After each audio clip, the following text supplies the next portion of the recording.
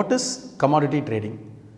பொருள் வணிகம் அப்படின்னா என்ன, அதை பற்றி தான் நம்ம இன்றைக்கி பார்க்க போகிறோம். Welcome friends, this is Ramasamy, President and National Head of Zebu Share and Wealth Management Private Limited. This is yet another video about investments. Commodity trading அப்படின்னா என்ன, அதில் என்னென்ன கமாடிட்டிஸ் இருக்குது, இது எப்போ துவங்கப்பட்டது, இந்த மாதிரி விஷயங்கள் எல்லாத்தையுமே நம்ம இந்த வீடியோவில் பார்க்கலாம். இது என்ன புதுசாக எப்போ வந்தது சார் அப்படின்னு கேட்குறவங்களுக்கு ஆச்சரியப்பட்டுறாதீங்க. இது ஆல்மோஸ்ட் 1853லே இந்தியாவில் கமாடிட்டி ட்ரேடிங் இருந்திருக்கு. பட் என்னென்னா ஒரு இர்ரெகுலேட்டட், அதாவது ஒரு முறைப்படுத்தப்படாமல் ஒரு கமாடிட்டி ட்ரேடிங்காக இருந்திருக்கு. ஒரு பர்டிகுலர் அசோசியேஷன், இப்போ பாம்பே காட்டன் அசோசியேஷன் 1853லே இந்த கமாடிட்டி ட்ரேடிங்கை பண்ணியிருக்காங்க. சரி, ஒரு இதெல்லாத்தையும் முறைப்படுத்தணும் அப்படின்னு நினைக்கும் போது ரொம்ப ஒரு 1903ல் நம்ம இந்தியாவில் இந்த பேச்சை துவங்கி ரொம்ப சீக்கிரமாக ஒரு 50 வருஷத்தில் 1953ல் ஒரு முடிவுக்கு வந்துட்டாங்க. நம்ம கமாடிட்டி ட்ரேடிங்கை இந்தியாவில் அலோவ் பண்ணலாம் அப்படின்னா. அப்போது வேர்ல்டுலலாம் அதுக்கு முன்னாடியே இருந்துச்சானா, yes it is available. In 1800s சைனாலலாம் ரைஸ் கமாடிட்டியில் ட்ரேட் ஆகிருக்கு.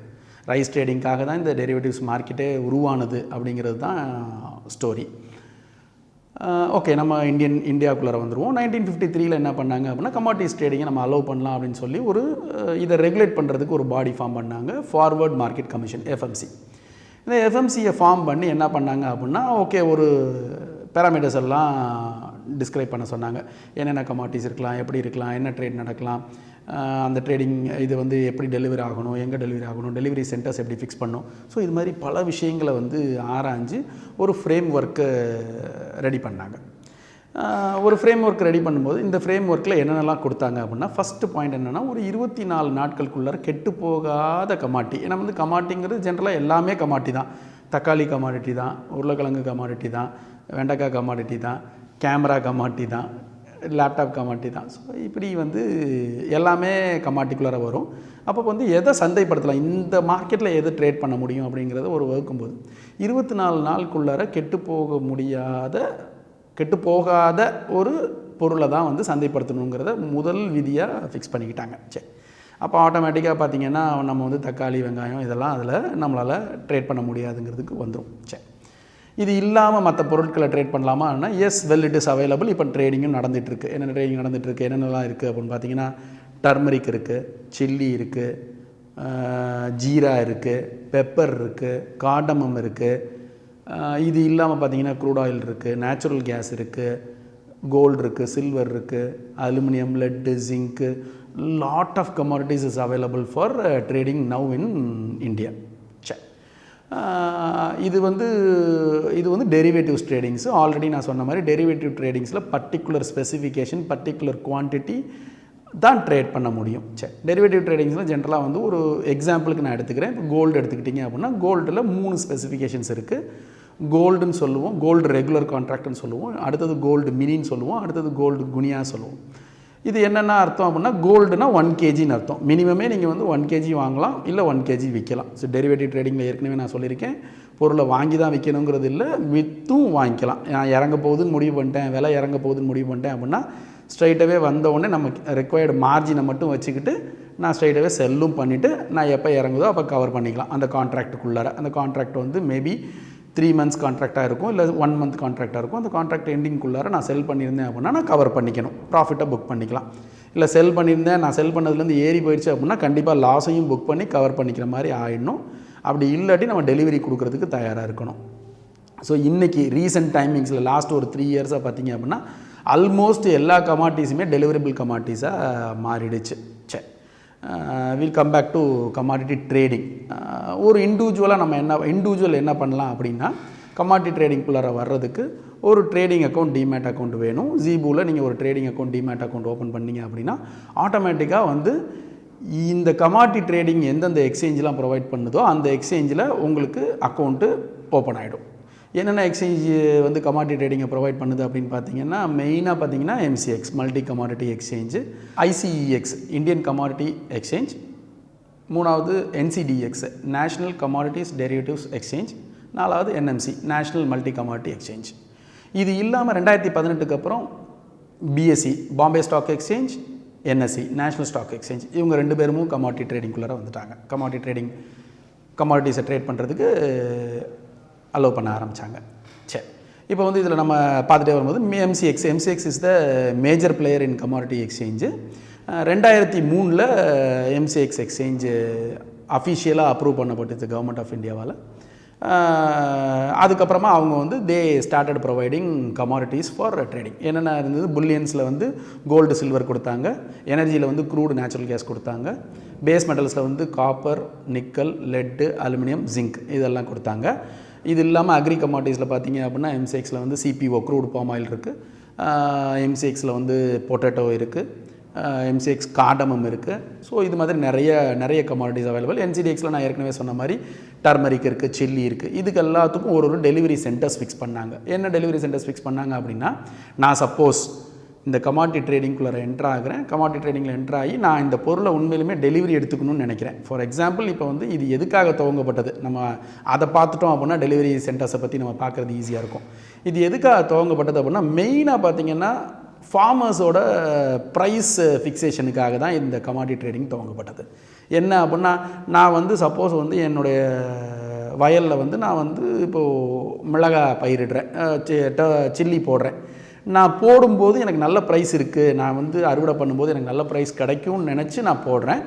ஆனால் நான் அறுவடை பண்ணுற பீரியட் அப்போ பார்த்திங்கன்னா விளைச்சல் ரொம்ப அதிகமாகி எனக்கு வந்து நான் செலவு பண்ண காசு கூட வராமல் ஃபார்மர்ஸ் கஷ்டப்படுறாங்க. அப்படிங்கிறதுக்காக ஒரு ப்ரைஸை லாக் பண்ணிக்கலாம் அப்படிங்கிறதுக்காக தான் இந்த கமாடிட்டி ட்ரேடிங். அப்போ என்ன நடக்கும் அப்படின்னா, நான் இன்றைக்கி பயிரிடும்போதே என்ன பண்ணலாம் அப்படின்னா, எனக்கு வந்து ஒரு ஏக்கருக்கு நான் எவ்வளோ வரும், எனக்கு எவ்வளோ குவிண்டால் எனக்கு கிடைக்கும் அப்படிங்கிற ஒரு அப்ராக்சிமேஷன் எனக்கு தெரியும். ஜென்ரலாக விவசாயியாக இருந்தால் தெரியும். ஸோ நான் என்ன பண்ணலாம், போய் என்ன பண்ணணும், ஃபியூச்சர்ஸ் மார்க்கெட்டில் என்ன பண்ணலாம்னா அன்னைக்கு ரேட்லேயே நான் செல் பண்ணி வைக்க முடியும். இந்த அட்வான்டேஜ், அதாவது ப்ரைஸ் லாக், மேபி வந்து இந்த ப்ரைஸ் லாக் வந்து பாசிட்டிவாகவும் இருக்கலாம், நெகட்டிவாக இருக்கலாம். மேபி நான் வந்து வித்த ப்ரைஸை விட மார்க்கெட் ஏறி போயிடுச்சு அப்படின்னா எனக்கு அந்த வித்த ப்ரைஸ் தான் கிடைக்குங்கிற மாதிரி இருக்கும். ஸோ நம்ம இன்டெப்த்தாக ரொம்ப டெலிவரிக்குள்ளே போக வேண்டாம். ஸோ ஒரு ப்ரைஸ் லாக்கிங்காக தான் இந்த derivatives market, commodities derivatives market ஆரம்பிக்கப்பட்டது. சரி, அதுக்கப்புறமா என்ன ஆச்சுன்னா மோஸ்ட்லி வர்த்தகம் தொடங்க ஆரம்பிச்சிருச்சு. நிறைய பேர் இதுக்குள்ளே ட்ரேடிங்குள்ளே வந்தாங்க. என்ன இந்த ட்ரேடிங்குள்ளே வர்றதுனால என்ன அட்வான்டேஜ் இருந்தது அப்படின்னா, கொஞ்சம் லிவரேஜ் அதிகமான ப்ராடக்டாக இருந்தது. இது எக்ஸ்சேஞ்ச் என்ன பண்ணுறாங்க அப்படின்னா, ஒரு கோல்டு நம்ம வந்து ஒரு கோல்டில் நம்ம ஸ்பெசிஃபிகேஷன் ஏற்கனவே நான் சொன்னேன் இந்த வீடியோவில், ஒரு 3 ஸ்பெசிஃபிகேஷன், கோல்டு மினி, கோல்டு கினியான் இருந்தது.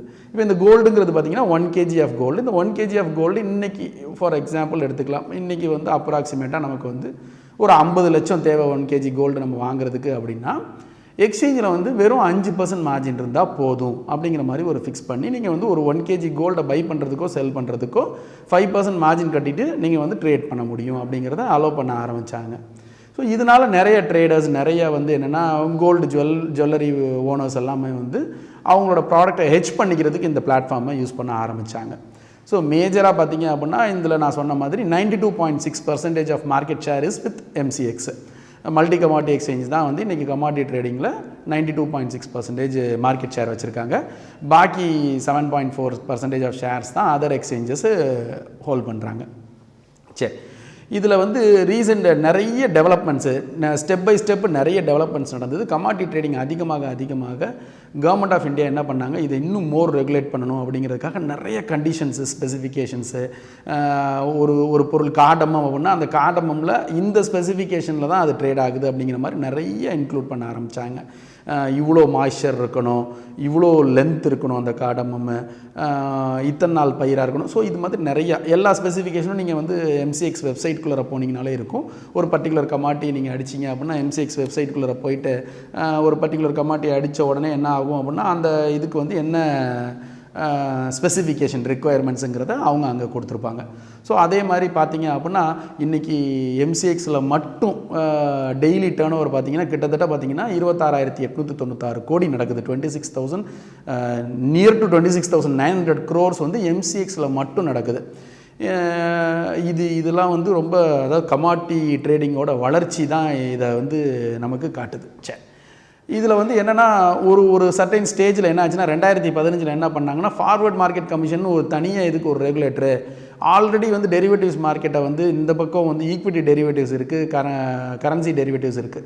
இது ரெண்டையும் ரெகுலேட் பண்ணுறது யார் அப்படின்னா செபி தான் ரெகுலேட் பண்ணிட்டு இருந்தாங்க. ஸோ என்ன பண்ணிச்சு கவர்மெண்ட் என்ன டிசைட் பண்ணிச்சு அப்படின்னா 2015 எஃப்எம்சியை வந்து டிசால்வ் பண்ணிவிட்டு இந்த கமாடிட்டி டெரிவேட்டிவ்ஸ் ட்ரேடிங்ஸையும் வந்து செபிக்கு கீழே ரெகுலேட்டராக செபியே அப்பாயிண்ட் பண்ணிடுச்சு. ஸோ செபியே வந்து கமாடிட்டி டெரிவேட்டிவ்ஸையும் மானிட்டர் பண்ணட்டும் அப்படின்னு சொல்லி கொண்டாந்த பிறகு செபி வந்து இதில் நிறைய, அதாவது இன்வெஸ்டர்ஸ் ப்ரொடெக்ஷனுக்காக நம்ம வந்து எப்பயுமே ஒரு சட்டம் இயற்றப்படுறது எதுக்காக அப்படின்றத தெரிஞ்சுக்கணும். நிறைய பேர் வெளியே என்ன பேசுகிறாங்க அப்படின்னா ஒரு சட்டம் இயற்றப்படுறதே வந்து நம்மளை கசக்கி புளியறதுக்காக தான் அப்படின்னா கிடையாது. Not at all. ஒரு செபி வந்து ஒரு ரெகுலேஷன்ஸ் போடுது அப்படின்னா it is to safeguard the investors தான், இன்வெஸ்டர்ஸோட நலனுக்காக தான் நிறைய சட்டத்திட்டங்கள் வகுக்கிறாங்க. அப்போ இதில் வந்து என்ன நடந்துச்சு அப்படின்னா செபி வந்து நிறைய சட்டத்திட்டங்கள் வகுத்து என்ன பண்ணாங்க வந்து இந்த கமாடிட்டிஸை வந்து ஒன்லி ட்ரேடபிள் கமாடிட்டிஸாக மட்டும் இல்லாமல், அதாவது எர்லியராக என்னென்னா எல்லாமே கேஷ் செட்டில்டாக இருந்துச்சு. இப்போ வந்து கேஷ் செட்டில்டாக இல்லாமல் இதை என்ன பண்ணிட்டாங்க அப்படின்னா நிறையா வந்து டெலிவரபிளாக கம்பல்சரி டெலிவரி கான்ட்ராக்ட்ஸுக்குள்ளே கொண்டு வந்துட்டாங்க. கம்பல்சரி டெலிவரி கான்ட்ராக்ட்ஸ்னால் என்ன அர்த்தம் அப்படின்னா கடைசி week, last week of the expiry என்ன ஆகும் அப்படின்னா இந்த டெரிவேட்டிவ் ட்ரேடிங் வந்து கம்பல்சரி டெலிவரிக்குள்ளே மாறிடும்.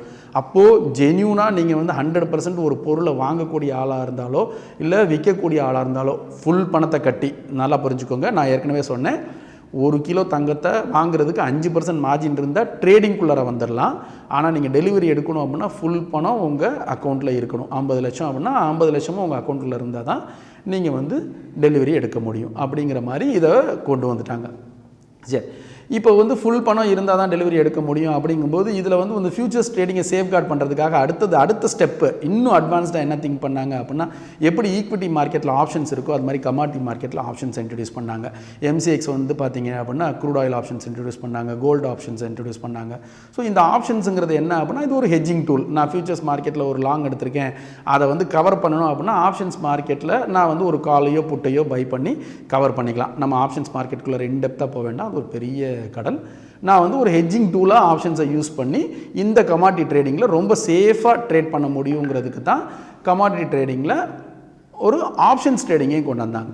ஸோ நான் வந்து எர்லியராக சொன்னேன் 2018 பார்த்தீங்க அப்படின்னா NSE BSE ரெண்டுலேயுமே வந்து கமாடிட்டி ட்ரேடிங் இருக்குது. இப்போ இன்றைக்கி பார்த்தீங்கன்னா க்ரூட் இருக்குது, கோல்டு இருக்குது, 2 எக்ஸ்சேஞ்சிலையுமே crude and gold trading allow பண்ணிட்டாங்க. ஸோ அதுலேயும் அவங்க வந்து they have come up with options trading. எதுக்காக ஆப்ஷன்ஸ் ட்ரேடிங்கோட வந்தாங்க அப்படின்னா maybe options trading is an hedging tool. நான் ஃபியூச்சர்ஸ் ட்ரேட் பண்ணுறேன் அப்படின்னா நான் ஃபியூச்சர்ஸ் ட்ரேடிங்கை சேஃப்கார்ட் பண்ணிக்கணும், என்னோடய லாஸை வந்து மினிமைஸ் பண்ணணும், இல்லை வந்து என்னோடய லாஸை ஃப்ரீஸ் பண்ணணும் அப்படின்னு நான் நினைக்கிறேன் அப்படின்னா நான் வந்து ஆப்ஷன்ஸையும் எடுத்துக்கிறது நல்லதாக இருக்கும். ஸோ வந்து ரொம்ப இன்டெப்த்தாக ஆப்ஷன்ஸ் பற்றி தெரிஞ்சுக்கணும் அப்படின்னா நீங்கள் வந்து ஜெபுவோட சப்போர்ட்டை ரீச் பண்ணுங்கள், உங்களுக்கு வந்து அதுக்கான எக்ஸ்போஷரை கொடுப்பாங்க. ரைட். ஸோ வந்து இது நம்ம இப்போ பார்த்தது அத்தனையுமே கமாடிட்டி ட்ரேடிங்ஸை பற்றி பேசிக்ஸ் தான். ஸோ வந்து கமாடிட்டி ட்ரேடிங்கில் இன்னும் நிறைய விஷயங்கள் அடங்கியிருக்கு. இந்த ஒரு 10 நிமிஷம் 15 நிமிஷம் வீடியோவில் அதை ஃபுல்லாக எக்ஸ்பிளைன் பண்ண முடியாதுங்கிறதுனால நான் பேசிக்ஸோடு ஸ்டாப் பண்ணுறேன். இந்த டாபிக் பற்றி ஃபர்தராக இன்னும் உங்களுக்கு டீட்டெயில் வேணும் அப்படின்னா நீங்கள் டிஸ்கிரிப்ஷனில் என்னோடய காண்டாக்ட் டீட்டெயில்ஸ் இருக்குது, என்னை ரீச் பண்ணுங்கள். இந்த டாபிக் பிடிச்சிருந்தது அப்படின்னா உங்கள் ஃப்ரெண்ட்ஸோடு ஷேர் பண்ணுங்கள். தேங்க்ஸ் ஃபார் வாட்சிங் திஸ் வீடியோ.